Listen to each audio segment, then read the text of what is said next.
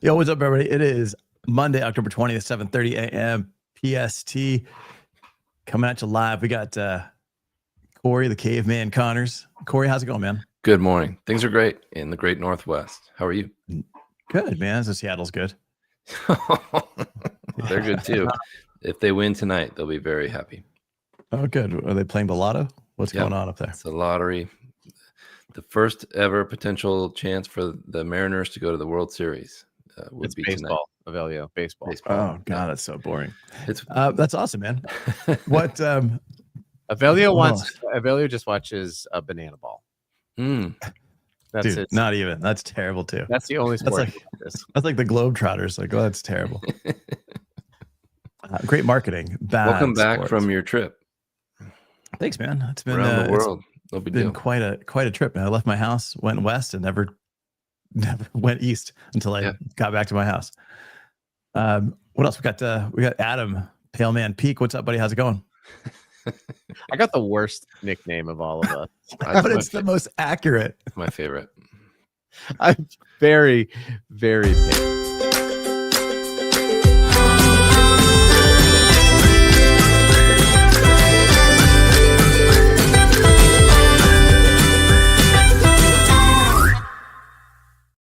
So it was at the end of church, and 103-year celebration. This guy was like, well, you don't look like a normal white person to this person next to me. And she said, it's because I'm Lebanese. And I was like, but I'm right here, sir. And he was like, yeah, that's what I'm saying. Like, you're very pale. So that's why I get the nickname. It's fine. Yeah.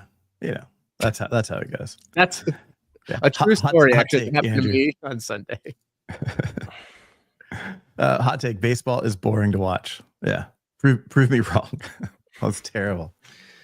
I think if you care about the teams, it's exciting. If you don't, yes, it's boring. Do you care about the teams, Corey? I like teams. Yeah. I like watching games I like going to baseball games. I think they're it's an experience. Dude, it is so boring. They had to come up with a moment for you to get up and stretch. Like if you've got to go watch some kind of activity where they're like, all right, guys, we're gonna get up and stretch. You're at the wrong event. Here's the reason why is because every other live sporting event, you have halftime, you have a break. Baseball does not have that. So the whole game is a break. What are you talking about? No, but you want to be able to get out of your seat, go get a beer, go to the bathroom. But the time between innings is so fast, you feel like you don't really have time to go do that. And in high school, I had a buddy that had, I don't know, whatever seats to the Padres. And that's why you don't like styrofoam. And we'd go to the game, and we'd be right by the dugout, and you would see these players, and they would be putting matches in each other's pants, and they'd be playing tricks on each other. Dude, if you've got time to goof off that much, you're not really playing anything. You're not really doing much. Oh man, I don't know.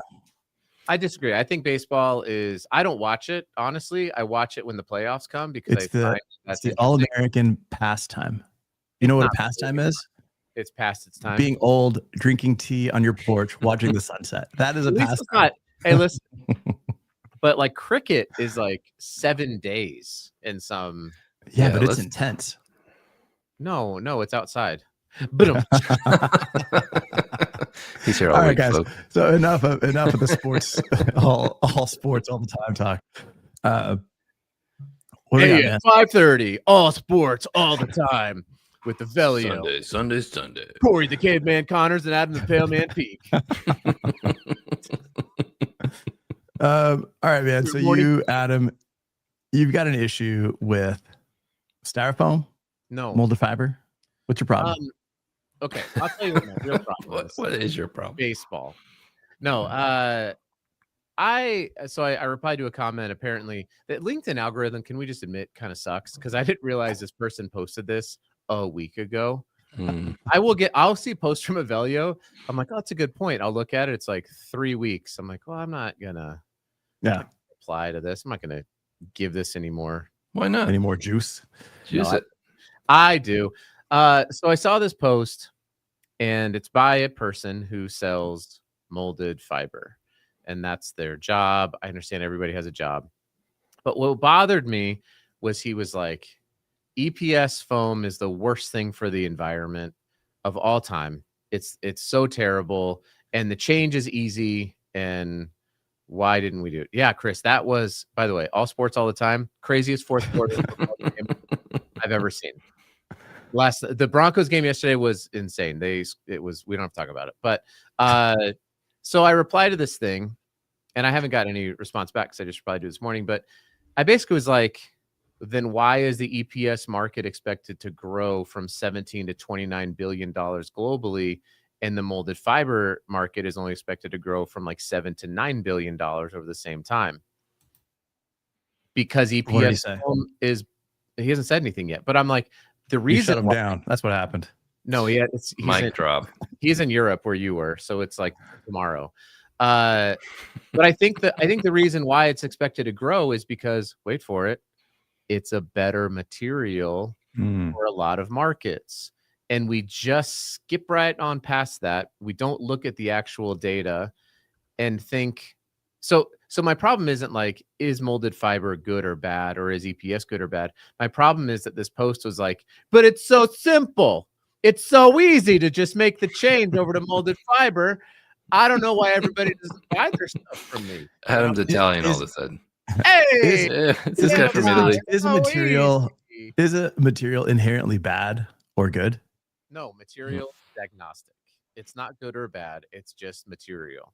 And so when you take that approach, then you can come up with level-headed arguments that aren't just slanted towards like, let me take all the data, manipulate it so that it fits my agenda, and then I'm just going to share why everybody else is wrong and horrible. This is a massive problem I have with social media, and it bothers me in the business world as well. It bothers me with politics. It bothers me with everything else. Just like, let me just take this all up, ignore all the other stuff, and then tell you why you're all wrong. And it just bothered me. So I think I'd like to take the counter seat on this one for once in my life.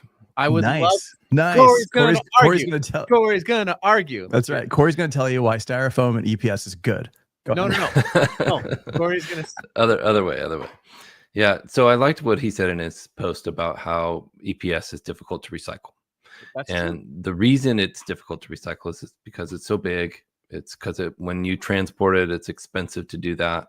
And when you do try to transport it, it often breaks and those beads fly everywhere.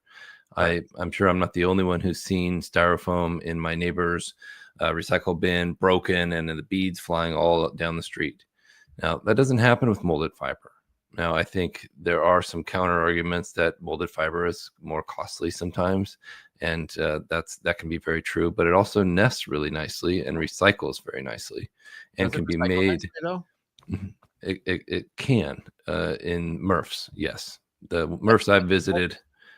So the MRFs do route molded fiber automatically to paper. Yes. That does happen, even though it's three-dimensional, even though it doesn't get sorted out with paper. So like flatten your RSC boxes does not have to happen because paper automatically gets routed even when it's not flattened. Yes. With the new AI paper, whether sorting, it's flat or not. Right. It's still What's paper. Hot take. Paper's paper, whether it's flat or not. No, I know that it's paper, but I'm saying there's always been this requirement to flatten your boxes before you recycle them. And that was because most, not all, most MRFs do not have the advanced technology to recognize 3D objects for the material that's in them. And so they would take paper and that would be sorted out first because it was flattened. Right. And if it wasn't flattened, rigid molded fiber, rigid paper boxes, unflattened RSC boxes, that would then be sorted out into, it would go out into the landfill. Yeah, that's what it was. Correct. And there still are some MRFs like that, but the MRFs that I've toured recently in the past 3 years have had the sorting technology for molded fibers, and they still don't accept styrofoam. They still don't. They still. So I think styrofoam and polystyrene materials are still the most difficult to recycle because of the lack of availability of the machine that melts it down and into like a paste. Have you seen that machine that does that? It's a great idea. It works. It's a really interesting thing, but there's not a market for it is the problem. So they don't buy the machine.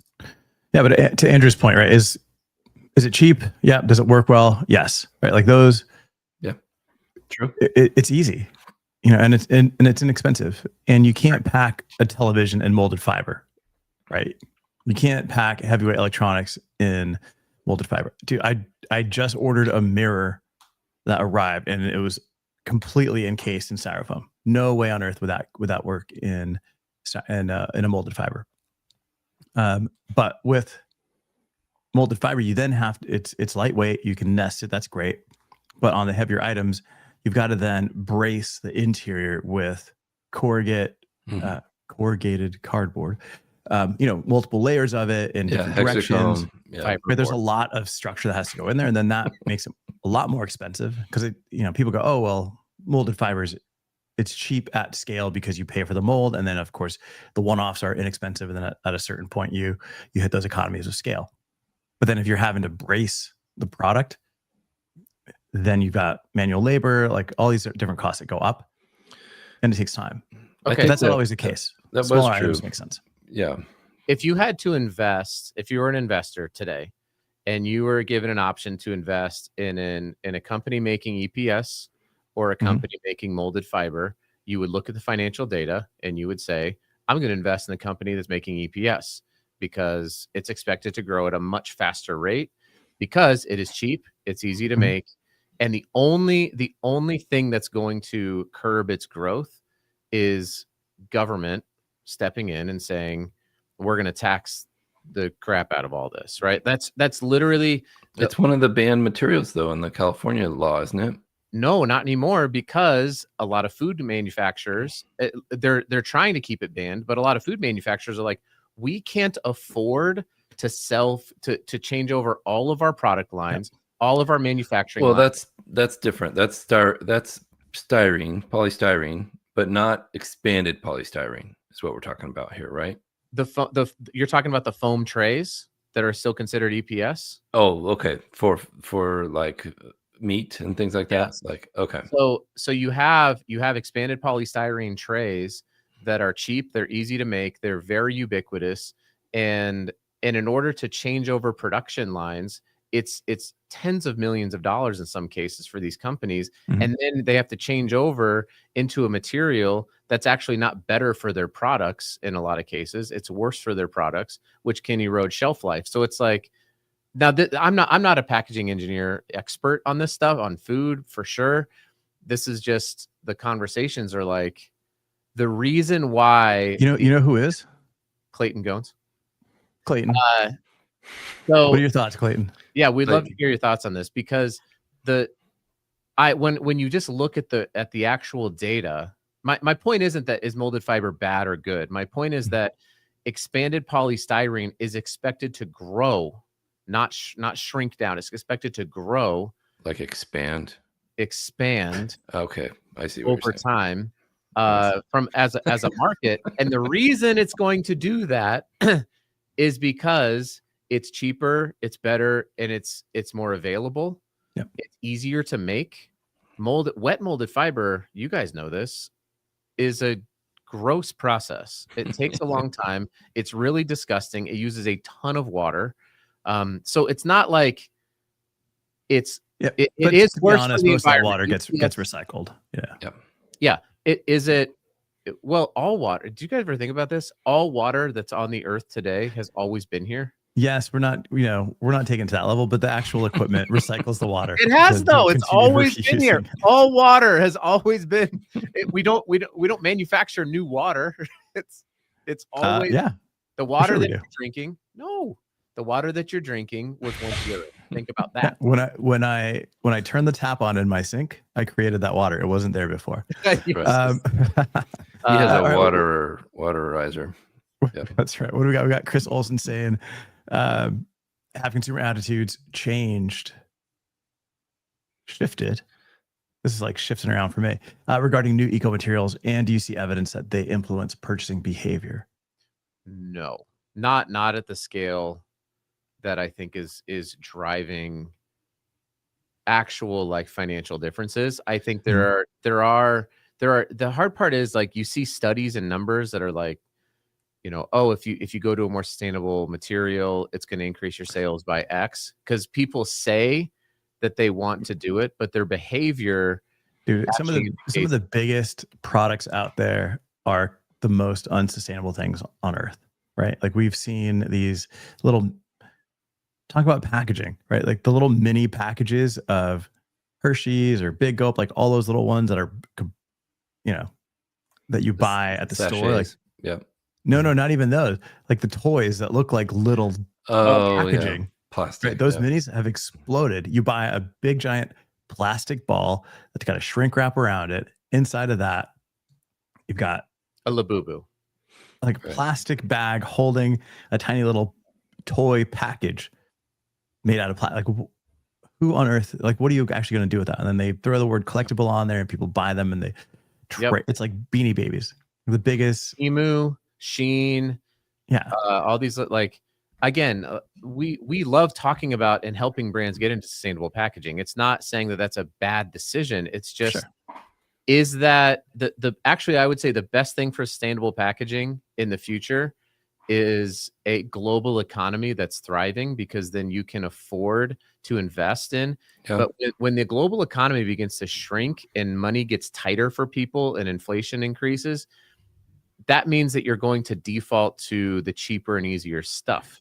And I think people do that in general, but I did want to mention that there has been incredible advancements in molded fiber technology, and there's also just the capability there. Like, for example, car windshields are now packed using molded fiber corners instead of styrene, because it works, and they're reusable, and they've engineered it to a point where it's successful, and it's safe, and it's recyclable and reusable. The problem with EPS is it's not reusable. For what I've seen, it's very difficult to recycle. So if you're in a closed loop environment where you need something heavier, there are different kinds of foam and different kinds of molded pulp and hexacomb materials, things like that can be reused many times. So I would advise looking at all the options before you just say, this is bad, this is good. And that's my point. That's my general point, is that it's not as though molded fiber doesn't have use, or it's not going to be growing, or the alternatives won't. There's not an end market. Of course there's markets for them, and of course there's good and bad stuff. My point is that EPS foam is expected to grow according to various markets, and the reason it's expected to grow, if you are trying to sell an alternative, you should be very aware of that reason and be trying to innovate against those reasons if you think that it's a danger and the worst possible thing in the world. Not just trying to say, like, everybody switch and buy molded fiber, because I don't think that message lands with people. I think that you have to be willing to speak about why people are using it, understand why they're using it, and then drive your innovation towards that. Because just saying like it's bad for the environment, I don't think is actually moving the needle as much as we think. Sadly, as much as we think it will. True. Yeah. Today, the biggest mover is cost. Right. I just saw an article that restaurants have to raise prices by 30% in order to be able to achieve a 5% margin, right? Because just the way that costs have gone up all across the board. What was that comment? So in that case, I didn't see it. Sorry. So in that case, you're not really focused on sustainability. You're more focused on making $1 and keeping your business open and keeping your staff employed. John Gregory says maybe the real issue needs to be addressed is why we're racing to the lowest price. Environment and health be damned. But to that same point, I think it's about right now with inflation, brands have to be considerate of what costs are. They don't have they just can't pay to be more sustainable when consumers are being really careful with what they're purchasing. I think meat is like at $8 a pound. Like things are expensive, and in order for brands to continue to sell and give consumers something that's affordable, they've got to find cheaper ways to get their product out there. Yeah, we've got a bunch of comments, by the way. We should get to more of them. Yeah, we got Richard Moniz saying that, is it Moniz or Moniz? Let me know. Saying that the water you're drinking was actually dinosaur pee, which is very interesting. Yeah. Yeah, because yeah, I guess. We're not importing water from Mars. Like all of the water that we have on the Earth has always been around. So it's a crazy thought. Just let your mind ruminate. But it's been processed. It's not like it's the of course same it's water. been processed. Of course it's been processed. I'm saying It's not like we don't have always new existed. water sources. It's like it was either ice. Remember the whole diagram? Like it was gray in the clouds. It was like that circle is always that. I know it's because you're the school system in Seattle is pretty rough, especially it's tough up here. Suburbs. Yeah. It just rains so much, we're just used to it. Yeah. Yeah, see, that's all brand new water. Look at it. Clayton Gahn says he can't speak to EPS in foam packaging since it's not used on their end, but it's really hard to read some of these things. But they've changed from PS to PET, yeah, for thermoform trays. Yep, and that molded fiber might be a bit too expensive, and I just think that's it.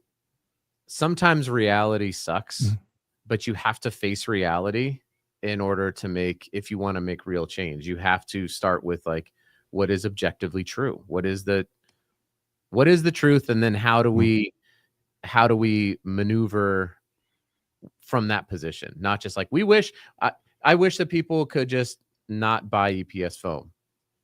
Right. Okay. Well, that's just a wish. Right. What's the alternative?